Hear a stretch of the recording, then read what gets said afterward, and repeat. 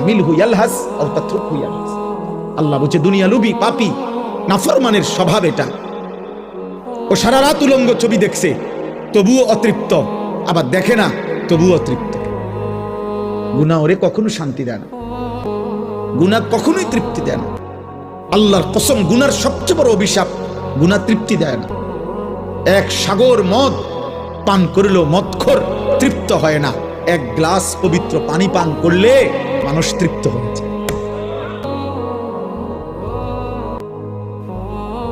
10 লাখ নারীও যদি কোনো যুবক 10,000 নারীও উলঙ্গ দেখে তবুও তার তৃপ্তি হয় না, ও আরো দেখে, আরো দেখে, আরো দেখে, আরো দেখে।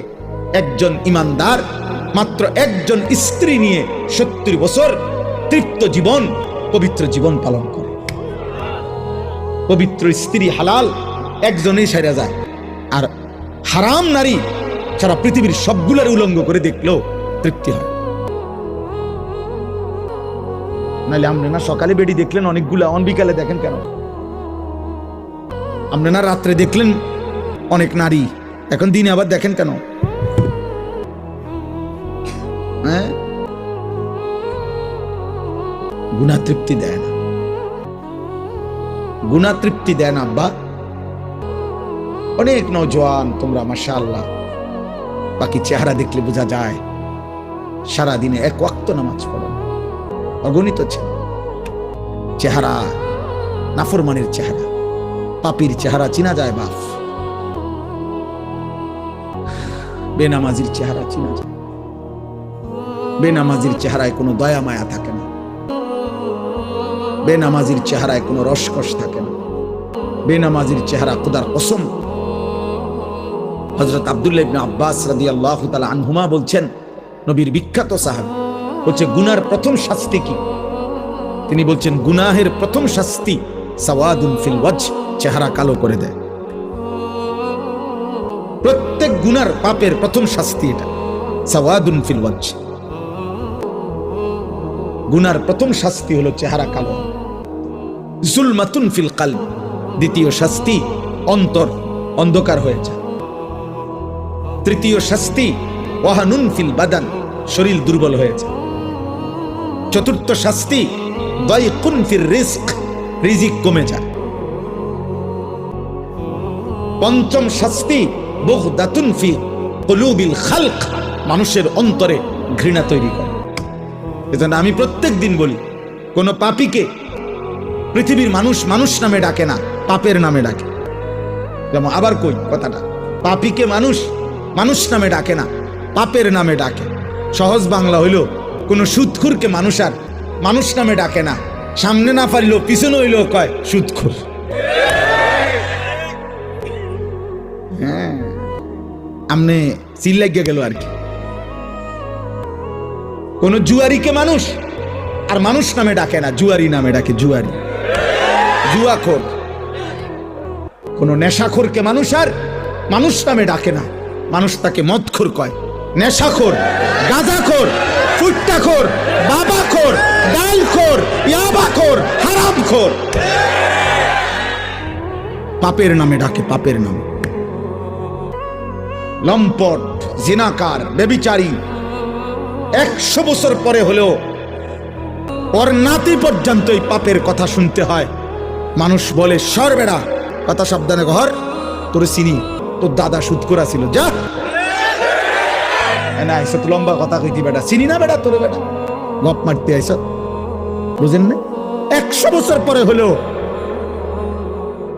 500 বছর পরে হলেও তুমি তোমার প্রজন্মকে কলঙ্কিত করে গেল, তুমি তোমার জেনারেশনকে কলঙ্কিত করে গেল। তোমার এই পাপের প্রায়শ্চিত্ত দেবে হতে পারে 70 বছর পরে তোমার নাতি। 60টা জেনারেশন কমপক্ষে, আল্লাহ রসুল বলছে 7 পুরুষ কমপক্ষে একটা একটা গুনার শাস্তি ভোগ করতে হবে।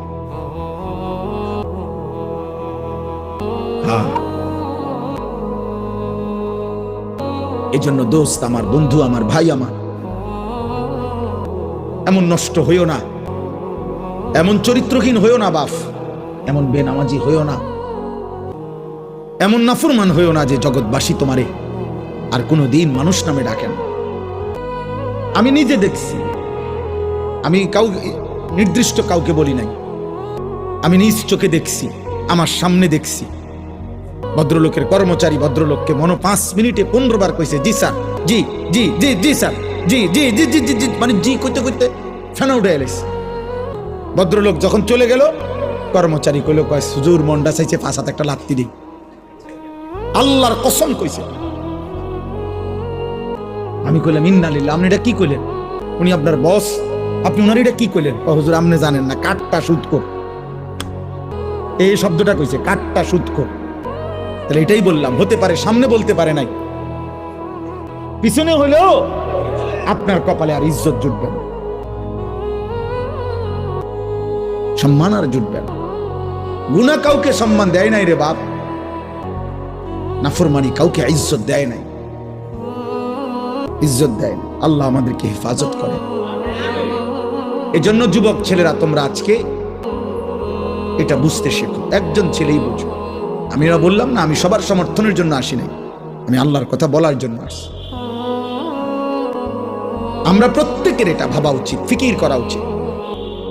কমপক্ষে আত্ম উপলব্ধি, যে কথার থেকে আমি বলতেছিলাম, যে আত্ম উপলব্ধি, এটা বড় নিয়ামত। আমার ভিতরে আমার একটা অনুভূতি জাগা, যে আসলে আমি কে, কোত্থেকে আসলাম, কে আমাকে সৃষ্টি করলো, আমি কেন বানাইলো, আমি করছি কি, তিনি চান কি, আমি যা করছি তিনি কি তাই চান, তিনি যা চান আমি কি তা করছি। আফা হাসিবতুম আন্নামা খালাকনাকুম আবাসান, আল্লাহ বলেন, কি ভাবছো বান্দা, তুমি কি ভেবেছো আমি তোমাকে অনর্থক বানিয়েছি? কোনো উদ্দেশ্য নাই। খাইবা, ঘুমাইবা, পেশাব পায়খানা করবা, নারী দেখবা, ছবি দেখবা, মদ খাইবা, জুয়া খেলবা, অশ্লীল উলঙ্গ দৃশ্য দেখবা, মোবাইলের নর্তকী নিয়ে পড়ে থাকবা, খালাস, এই ভেবেছো? ওয়া আন্নাকুম ইলাইনা লা তুরজাউন, তুমি কি ভেবেছো বান্দা আমার কাছে ফিরতে হবে না, আর আসতে হবে না বান্দা? আহ, বারবার এই কথাটা বহুবার আছে, বহু কোরআন রায়। কি ভাবছো? আল্লাহ আমাদের ভাবনা জাগাইতে চাইছে। আহাসিবান নাসু আন ইউতরাকু আন ইয়াকুলু আমান্না ওয়া হুম লা ইফতানুন, আল্লাহ বলেন, মানুষরা কি ভেবেছো? তোমরা ভেবেছো তোমরা শুধু বলবা আমি আল্লাহর উপর ঈমান আনছি, আমি মুসলমান, খালাস, আমি কোনো পরীক্ষা না নিয়ে তোমারে ছেড়ে দেব? তুমি এই ভেবেছো? কোনো কাগজপত্র লাগবে না, ঈমানের কোনো প্রমাণ দিতে হবে না। তুমি ভোটার আইডি কার্ডে লিখে দিছো মুসলমান, এই যে ফেরেশতা ভাই দেখেন, বেহেশতে দিবেন না দুজকে দিবেন, এটা তো আইডি কার্ডেই আছে, আইডি কার্ড। আল্লাহ নিজে বলছে আহাসিবান নাস, আল্লাহ কোরআনে বলছে আয়াহসাবু আল্লান ইয়াকদিরা আলাইহি আহাদ, এই বান্দা কি ভেবেছো, তুমি কি ভেবেছো যে তোমার উপরে কারো কোনো শক্তি নাই? এত মদ, এত জুয়া, এত সুদ, এত ঘুষ, এত মিথ্যা, এত চুরি, এত ডাকাতি, এত জিনা, এত ব্যভিচার, এত অশ্লীলতা, এত বেহায়াপনা, এত সম্পদ লুণ্ঠন, এত বেহায়াপনা, এত বেপরদিগি, কি ভেবেছো তোমারে কেউ আর ধরবে না? না, আল্লাহ মনে করাইছেন আয়াহসাবু আল্লাম ইয়ারাহু আহাদ, আল্লাহ বলেছেন ভেবেছে কি বান্দা যে তাকে কেউ দেখে না? কি ভাবছো বান্দা, তোমাকে কেউ দেখে না? তোমার উপরে কারো শক্তি নাই? বলেন না, কারো শক্তি নাই? কেউ আমাদেরকে দেখে না? আমাদেরকে অনর্থক সৃষ্টি করেছেন আল্লাহ, আমাদেরকে কোথাও ফিরতে হবে না। আল্লাহ কোরআনে বলছে আম হাসিবতুম আন তাদখুলুল জান্নাহ ওয়ালাম্মা ইয়ালামিল্লাহুল্লাযীনা জাহাদু মিনকুম ওয়া ইয়ালামাস সাবিরিন, আল্লাহ বলেছেন তোমরা কি ভেবেছো তোমরা জান্নাতে চলে যাবা, অথচ আমি তো এখনো দেখিই নাই তোমাদের মধ্য থেকে কে কে ঈমানের দাবি নিয়ে আমি আল্লাহর পথে জিহাদ করলা, যুদ্ধ করলা, জান বিলাইলা, এখনো তো আমি দেখি নাই সবর, গুনাহ থেকে ছাড়ার ক্ষেত্রে, আমার হুকুম মানার ক্ষেত্রে কে কে সবর করেছ, মজবুতির সাথে, ধৈর্যের সাথে আমার হুকুমের উপরে কে টিকে ছিলা, এটা তো আমি এখনো দেখলাম না। বেহেশতে ঢুকে লাইবা, তোমার মামুর বাড়ি, বেহেশত তোমার আব্বার শ্বশুর বাড়ি। আল্লাহ কোরআনে বলছে একই কথা, এই এক শব্দ, আম হাসিবতুম, আহাসিবা, আয়াহসাবু, একই রকম শব্দ। আম হাসিবতুম আন তাদখুলুল জান্নাহ ওয়ালাম্মা ইয়াতিকুম মাসালুল্লাযীনা খালাউ মিন ক্বাবলিকুম মাসাতহুমুল বাসাউ ওয়াদ-দাররাউ ওয়াজুলজিলু। আল্লাহ বলে, কি ভেবেছো বান্দা বেহেশতে চলে যাবা? এখনো তোমাদের পূর্বে যারা ঈমান এনেছিল, আদম থেকে নূহের জামানায়, ঈসার জামানায়, ইব্রাহিমের জামানায়, জাকারিয়ার জামানায়, মূসার জামানায়, হর জামানায় পূর্ববর্তী যারা ঈমান এনেছিল, আমি আল্লাহ তাদেরকে বারবার যত পরীক্ষা নিছিলাম, এমন কোন পরীক্ষাই তোমাদের উপরে নিলাম না। এমনি এমনি বেহেশতে যাবে গা, এমনি চলে যাবে বেহেশত। হ্যাঁ, ওয়ালাম্মা ইয়াতিকুম মাসালুল্লাযীনা খালাউ মিন ক্বাবলিকুম, অথচ এখনো তো তোমাদের পূর্ববর্তীদের সমপরিমাণ মুসিবত তোমাদের উপরে আসেই নাই, এর আগেই বেহেশতে চলে যাবা। আমি স্বর্ণ বাজাইয়া নেব না, জমা দিলেই স্বর্ণ না, না। স্বর্ণের কারিগর এমন জায়গাতে নিয়ে মাফে, স্বর্ণের মাফের জায়গার মধ্যে এটা এমন গ্লাসের ভিতরে আটকানো থাকে, এক জাররা বাতাসও যাতে না লাগে। এক সুতা বাতাস লাগলে ওজনে হেরফের হয়ে যায়, ওজনে হেরফের হয়ে যায়। এই মাত্র কিনা নিছেন, 1 ঘন্টা পরে আবার বেচতে নিলে কবে আবার গাইড কাটা যাবে, আবার কি আবার কাটবো। সকালে নিছেন, বিকালে ফেরত। আল্লাহ বলেন, আমি পরীক্ষা করবো বান্দা। পূর্ববর্তী জামানা যারা ইমানের পরীক্ষা দিছে, এক আসিয়া, হযরতে আসিয়া, তিনি পৃথিবীবাসীর সামনে প্রমাণ করে দেখাইছে, ফেরাউনের মতো নিকৃষ্ট কাফেরের ঘরে হযরতে আসিয়া ইমানদার ছিল। ভাইয়া, শুধু এই এক নারীর ঘটনা পূর্বের শুনলেই তো কলিজা কাইপা উঠার কথা। কোরআনুল কারীম যার নাম ঘটনা উল্লেখ করছে, আল্লাহ উল্লেখ করছেন, হযরতে আসিয়াকে ফেরাউন ঈমান আনার অপরাধে, খোদার কসম ভাই, তাফসীরে আছে, সারা দেহের মধ্যে পেরেক মারছিল, পেরেক না পেরেক। ওয়া ফিরআউনা যিল আওতাদ, কোরআন শরীফে আছে ফেরাউনকে বলা হয়তো পেরেক ফেরাউন। বড় বড় মাস্তান সান্দাবাজের একটা নাম থাকে, পিস্তল উমক, কাটা রাইফেল উমক, বুঝেন না কথাটা? এই ডাকাত ফেরাউনেরও নাম ছিল পেরেক ফেরাউন, যিল আওতাদ। পরে বলতো পেরেক ফেরাউন, মানে যে চূড়ান্ত কাউকে শাস্তি দিতে চাইলে পেরেক পেরেক মারতো, পেরেক সারা শরীরে। এই আসিয়াকে সারা শরীরে পেরেক মাইরা, এরপরে এবার বলছে, রক্ত ঝরছে, বলছে আসিয়া এখনো সুযোগ আছে, মুসার ওই কালেমা ছেড়ে দাও, ঈমান ছেড়ে দাও। হযরতে আসিয়া বলছে, ফেরাউন তোমার মতো বাদশাহ 1000 বার ছেড়ে দেওয়া যায়, রাজপ্রাসাদ ছেড়ে দিলাম, রাজরানীর মর্যাদা ছেড়ে দিলাম, কিন্তু ফেরাউন তুমি জানো না, কলিজায় যে ঈমান জমা, রবের প্রতি যে বিশ্বাস জমেছে, ঈমান ছাড়া যায় না, ঈমান ছাড়া যায় না।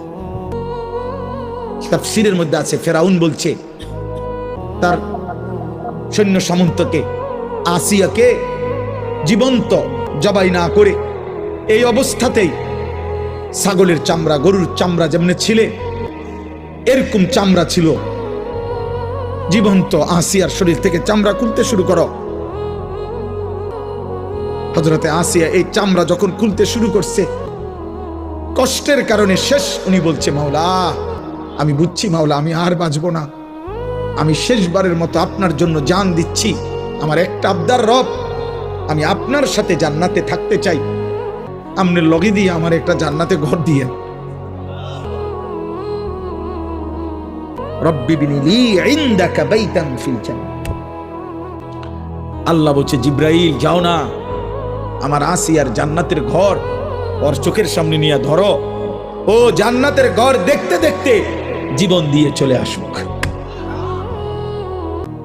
হযরতে আসিয়া জান্নাত দেখতে দেখতেই ওনার রূহ চলে গেছে। ঈমানের পরীক্ষা দিতে হবে দোস্ত, আল্লাহর জন্য পরীক্ষা দিতে হবে। আজকে নওজোয়ান, কিশোর, বয়স্ক, বাবা, আপনারা সবাই মিলে একরকম আলাদা আলাদা হয়ে গেছেন, সবাই সবাইরে ছেড়ে দিছেন। বাবার কথা হইল তে ফুলাইন মানুষ, তে তার মতো চলুক, মার কথা হইল হেতে ফুলাইন মানুষ, হেতের মতো চলুক, বাপের কথা হইল ওটার বউ এ বুড়ি বেড়ির মতো চলুক, আমনে আমনের মতো চলেন। আমনে বইয়া রয়েছেন সাদওয়ানে, বুড়ি বইয়ে রয়েছে হে ঘরের বেড়িতের লগে ফোলায়নে মোবাইল টিপতে আছে, গপ মারতে আছে, নারী দেখতেছে, ছবি দেখতেছে। ঘরের মানুষ 8 জন ঘুমায় রাতে, ফজরের নামাজ পড়ে না একজনও। ঘরের মানুষ 8 জন কোরআন পড়তে পারে না একজনও। হায় মুসলমান, এটা মুসলমানের ঘর কেমনে? ওয়েল, যদি কারো কিছু বলার থাকে মঞ্চ উন্মুক্ত, প্লিজ চলে আসুন।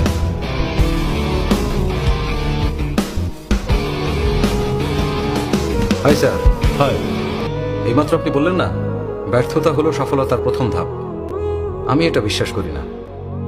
এই উক্তিটা হয়তো ফেসবুক বা হোয়াটসঅ্যাপের মেসেজ হিসেবে শুনতে মিষ্টি লাগে।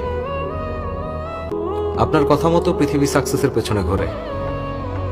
ওই একই পৃথিবী আপনি একটা ভুল করলেই আপনাকে নিশ্চিহ্ন করার জন্য আপনার পেছনে উঠে পড়ে লাগবে।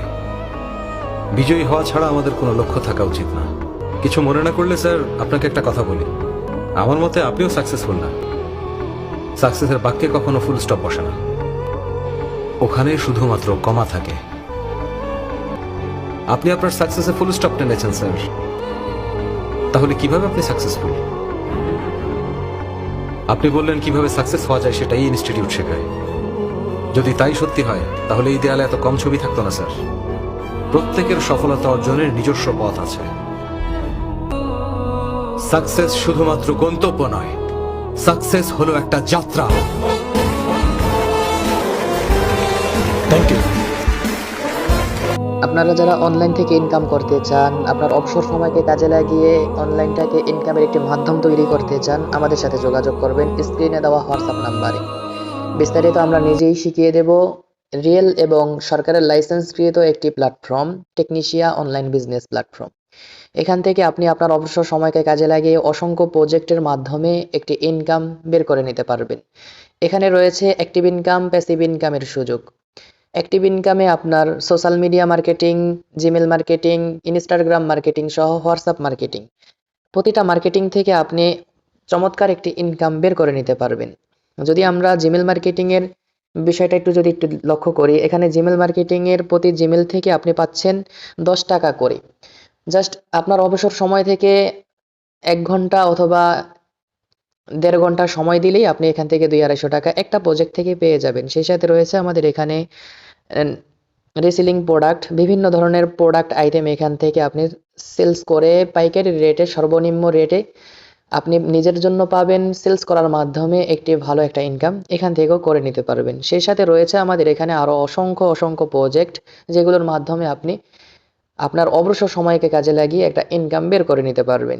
রয়েছে আমাদের এখানে প্যাসিভ ইনকামের চমৎকার সুযোগ এবং মাধ্যম। প্যাসিভ ইনকাম থেকে আপনি কাজ না করেও একটি চমৎকার ইনকাম বের করে নিতে পারবেন। যদি ইনকাম করতে চান তাহলে আমাদের সাথে যোগাযোগ করবেন। বিস্তারিত আমরা নিজেই আপনাকে শিখিয়ে দেব, বুঝিয়ে দেব। পূর্ণাঙ্গ গাইডলাইন আমাদের কাছ থেকে পেয়ে যাবেন। আমাদের হোয়াটসঅ্যাপ নাম্বারে যোগাযোগ করতে পারেন। ভিডিও ডেসক্রিপশন বক্সে হোয়াটসঅ্যাপ নাম্বার দেওয়া থাকবে, যোগাযোগ করবেন। ধন্যবাদ।